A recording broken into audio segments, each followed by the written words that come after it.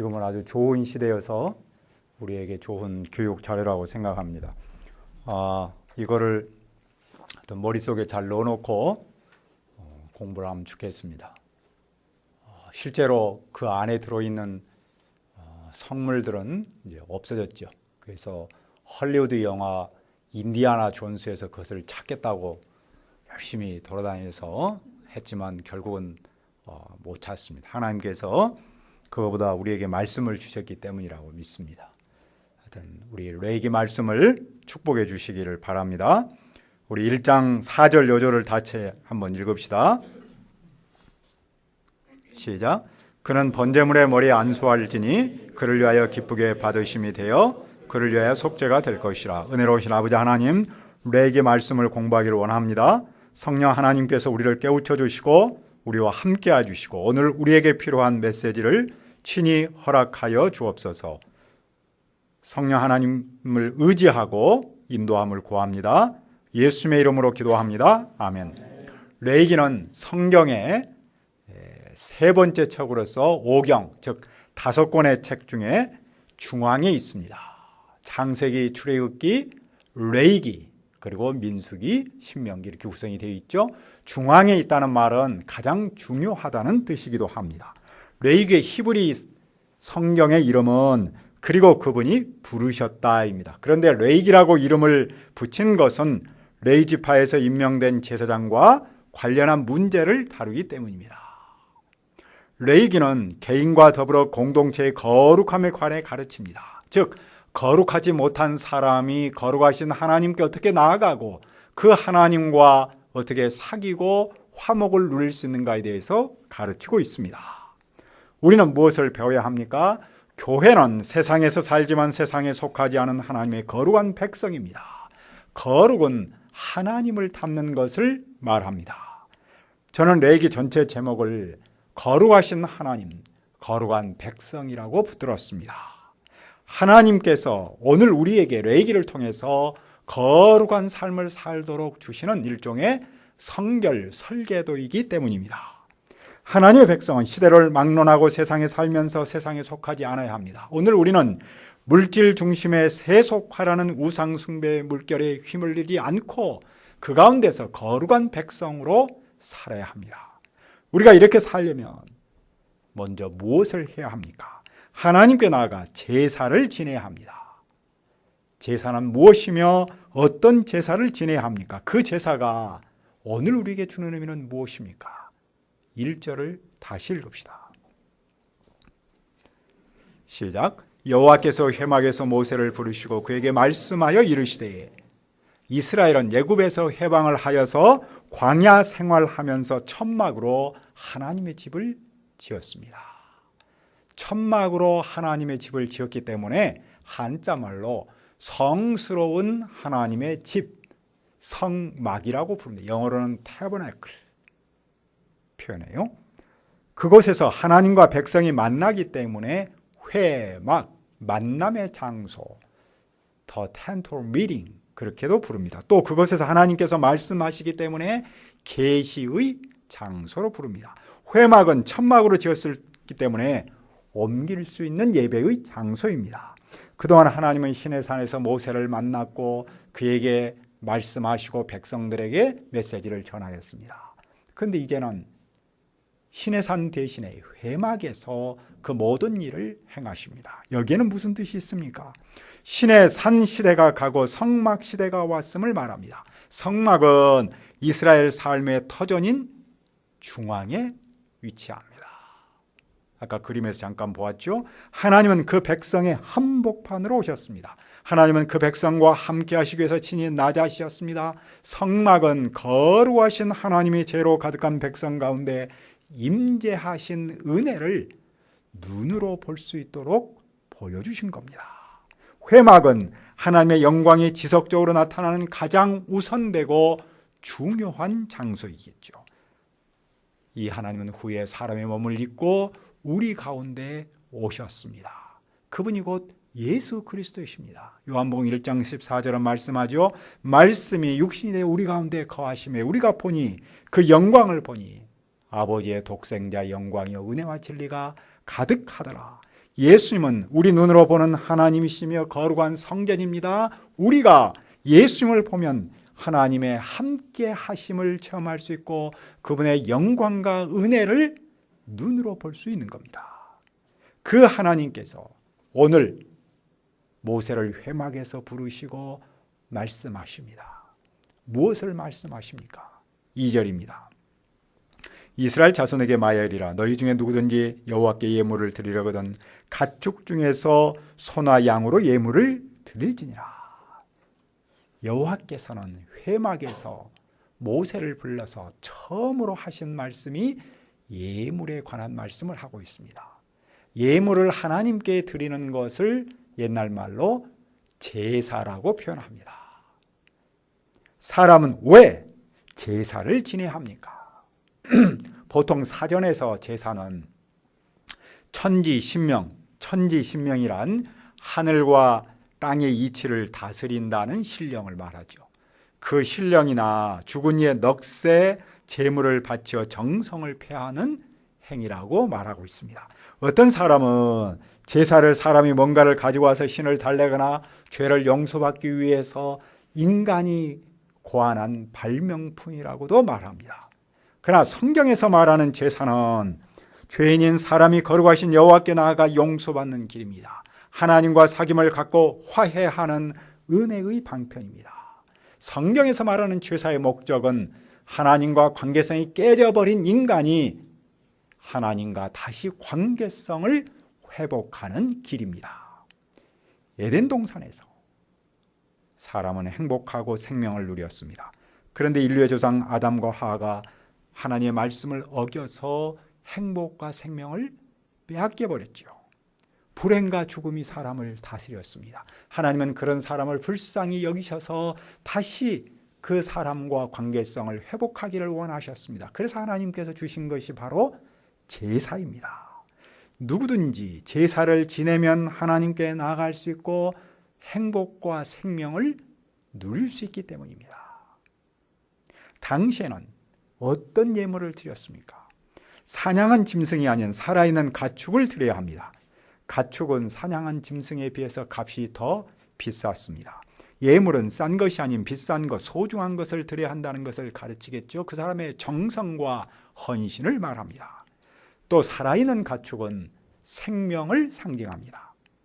하나님께 제사 지내는 목적은 죄 용서입니다. 죄 용서는 생명의 희생을 통해서만 가능합니다. 살아있는 짐승의 생명이 나 대신 희생하는 것이 곧 제사의 의미가 되겠죠. 그 예물이 소 번제이면 어떻게 해야 합니까? 번제라는 말은 위로 바치는 제사라는 뜻입니다. 번제는 하나님께 바친 제물을 완전히 불살라서 연기를 하나님께로 올려드리는 제사를 의미해요. 번제는 성소에서 드리는 가장 기본적인 제사이며 매일 아침 저녁으로 드렸고 또한 절기 때마다 드렸습니다. 번제는 앞으로 우리가 배울 5가지 제사 중에서 기본 제사입니다. 그 번제를 드릴 때 제물은 흠없는 수컷이어야 합니다. 당시 수컷은 값이 비싼 거였죠. 하나님은 우리에게 가장 소중한 것을 받으시기에 합당하십니다. 제물을 어떻게 드리라고 합니까? 4절을 읽읍시다. 4절 시작.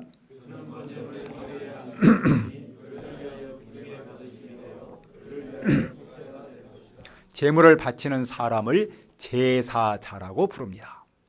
제사자는 번제물의 머리에 손을 얹어야 합니다. 이것을 우리가 안수라고 부르죠. 안수를 통해 제사자와 제물이 하나가 됩니다. 그리고 그 제물에 제사자의 죄를 옮기는 겁니다.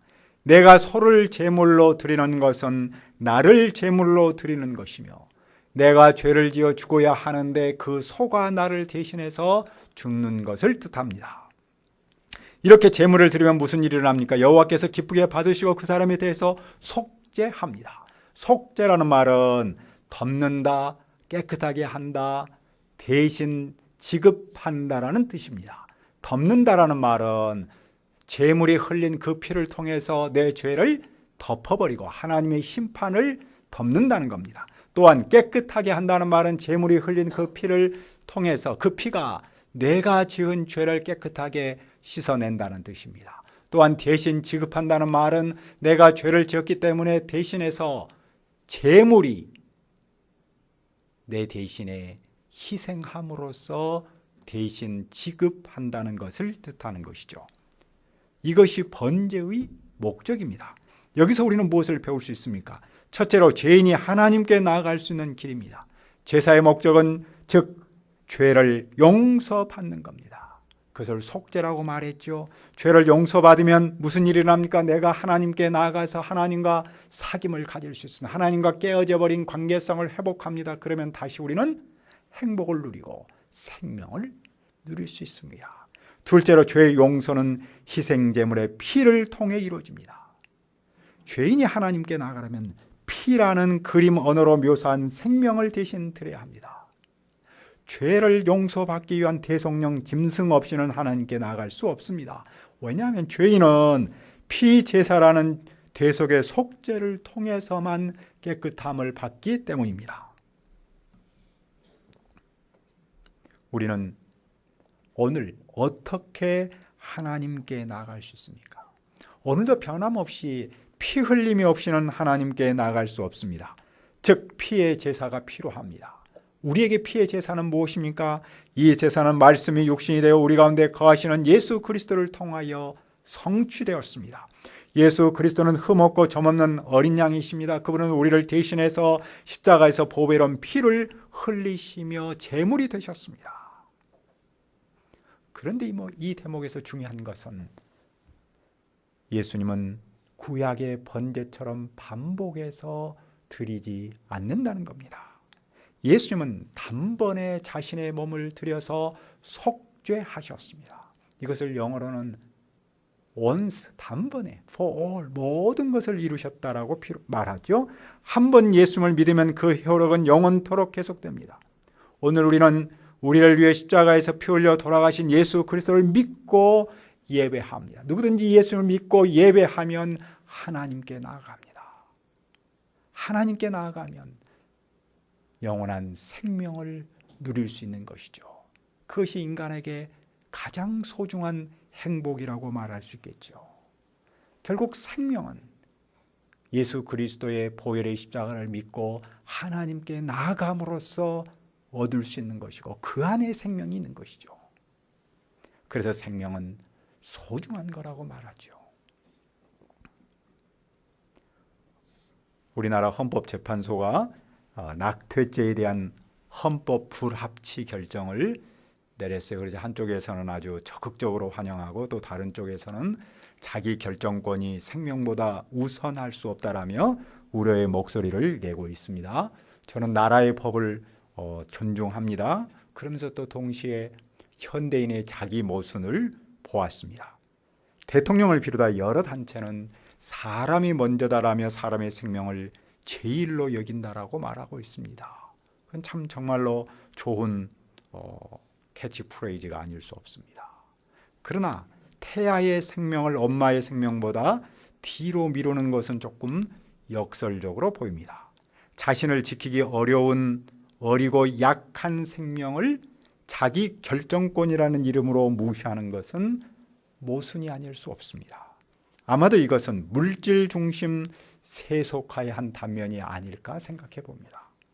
우리는 생명을 바치신 예수님의 십자가 사랑으로 새로운 생명을 얻었습니다. 내 생명이 소중한 만큼 다른 사람의 생명도 소중합니다. 어리고 연약하여 생명처럼 보이지 않는 그 생명도 소중할 수밖에 없지 않겠습니까?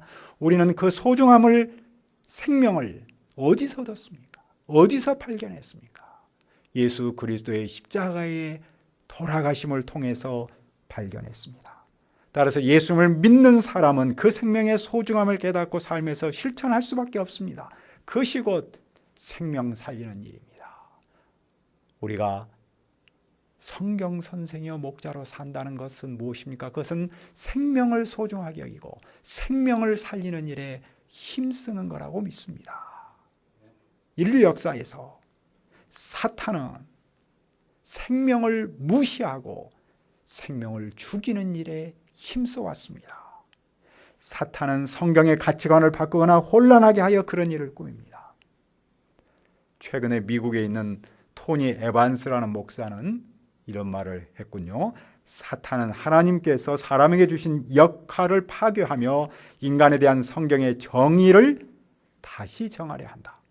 사탄은 가정이 흐트러지고 사회가 붕괴하는 것을 보고 싶어 하기 때문입니다. 사탄은 그 일을 위해 남성의 역할을 제거하고 있다. 모세 때와 예수님 당시 때 폭군은 남자아이를 죽이는데 힘썼습니다. 최근 아프리카계 미국인 사회에서 약 70%의 아이가 미혼모에게서 태어난다 그러네요. 그런데 그들이 더 또 안타까운 것은 삶에서 아버지의 긍정적인 영향을 받지 못한 채 자란다는군요. 이것이 굉장히 미국 사회의 큰 문제로 지금 지적을 받고 있다 그러네요. 그 뿌리에는 잘못된 결혼관 때문이겠죠. 그 결혼관은 현대인이 겪는 모든 문제의 뿌리라고 말할 수 있을 겁니다. 현대인이 겪고 있는 문제의 솔루션, 해결이 어디에 있겠습니까? 그것은 하나님께 나아감에 있습니다. 건강한 가정과 사회는 건강한 결혼관으로부터 시작하지 않겠습니까? 그런데 그 건강한 결혼관은 하나님 안에 있습니다. 예수 그리스도의 십자가 부활에 있습니다. 따라서 현대인에게 가장 필요한 일은 하나님께 나가는 겁니다. 예수 그리스도를 믿고 예배하면 누구든지 하나님께 나아갑니다. 그래서 하나님께서 모세에게 예물을 드리는 번제를 가르치고 있습니다. 자, 제사자는 안수한 다음에 무엇을 합니까? 5절을 읽읍시다. 시작. 아론의 자손 제사장들은 그 피를 가져다가 회막문 앞 제단 사방에 뿌릴 것이며, 제사자가 제물을 직접 잡습니다. 그러면 그 피를 제사장이 가져다가 제단 사방에 뿌립니다. 제사자가 그 번제물의 가죽을 벗기고 각을 떼면 제사장은 제단 위에 불을 붙이고 제물을 올립니다. 제사자는 내장과 정강이를 물로 씻고 제사장 그 전부를 불살라 제물로 드립니다. 그것을 화제 불살라 드린다, 태워 드린다는 뜻입니다. 그러면 하나님께서 향기로운 냄새로 받으십니다. 자, 그러니까 제단은 뭐예요? 바베큐 굽는 그 화덕이죠. 아까 본 것처럼.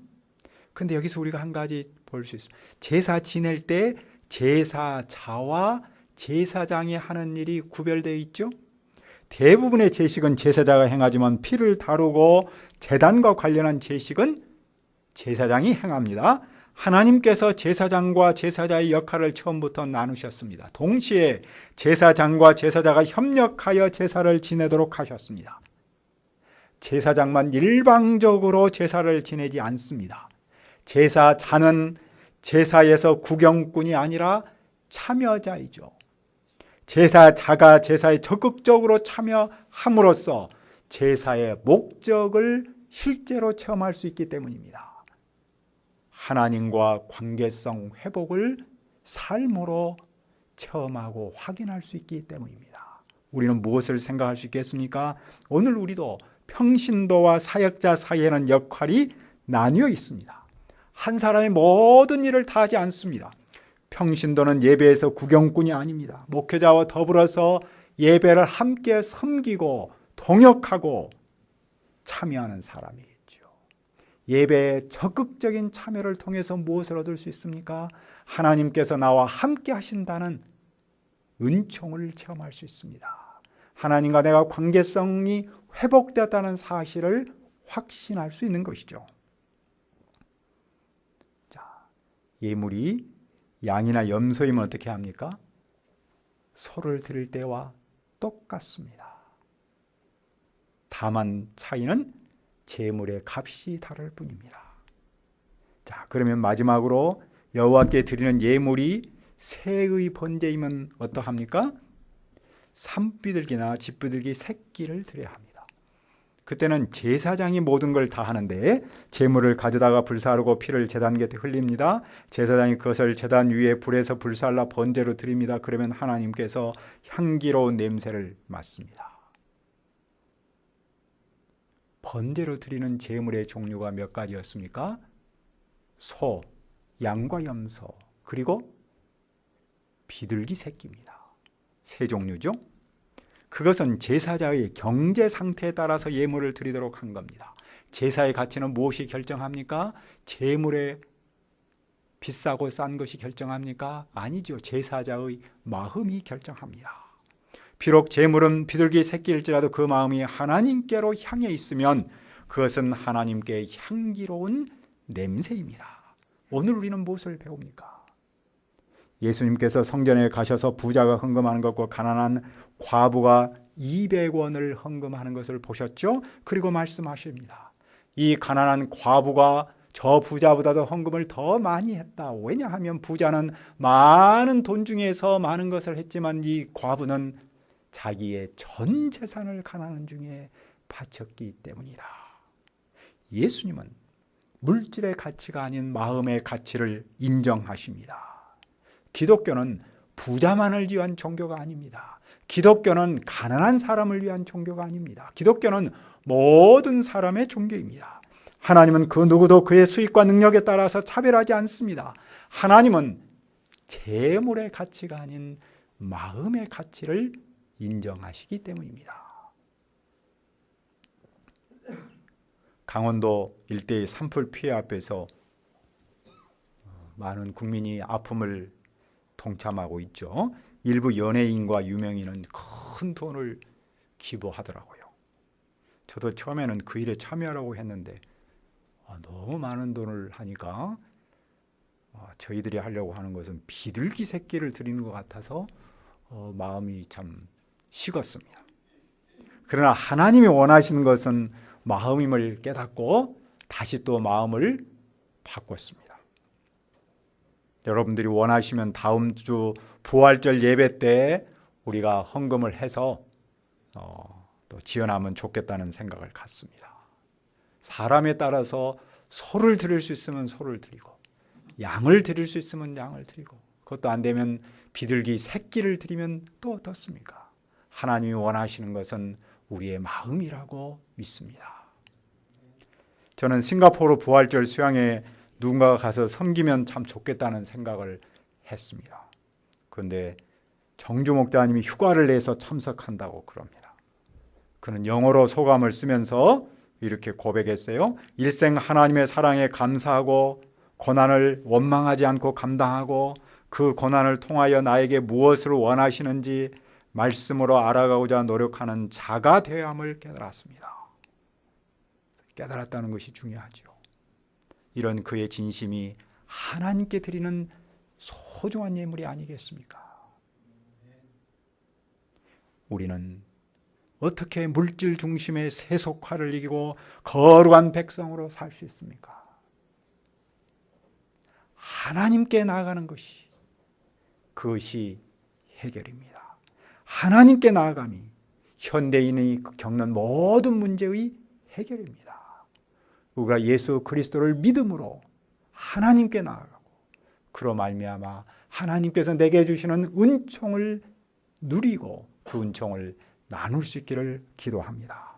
은혜로우신 아버지 하나님, 우리에게 말씀을 주시고 번제이신 예수 그리스도를 다시 한번 영접하고 배우게 하셔서 감사합니다. 우리가 물질 중심의 세속화를 이기고 거룩한 백성으로 살아가기 위해서 하나님께 나아가기를 원합니다. 번제이신 예수님을 믿고 예배하여 하나님께 나아가 하나님의 은총을 덧입을 수 있기를 기도합니다. 감사하고 예수님의 이름으로 기도합니다. 아멘.